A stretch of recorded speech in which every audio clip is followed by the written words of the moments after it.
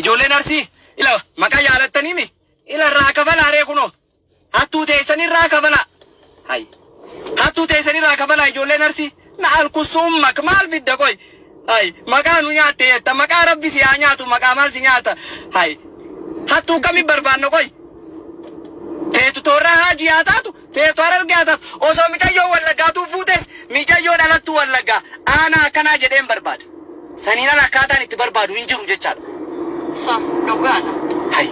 maal jechuudha kun maqaa na balleessitee maqaa kee rabbi see haa balleessu inshaallah biiznillah duraa baddee jirta naal abuu kossu ummak. Amisi uffattu hin qabne kadiriitu birrii kuma tokko kenne. Wallahi birrii kuma kennee biitiin ka isiin irraa akkana nama biran na salphifte kana soddaa jetti sodaa rabbi sitti haa buusu intala haadha sale soddaa naan jetti sodaa rabbi hattuu leebaa leebaan tuni soddaa naan jetti sodaa rabbi sitti haa buusu soddaa haadha keetii sali egaa jazbaa haadha rawtan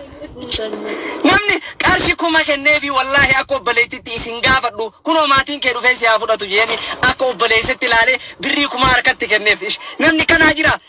taaskiin koobar yoo qabattees fuutee bakka inni barbaade si buusee si biraa lixaabar ammana kiyya si fideetiin xurii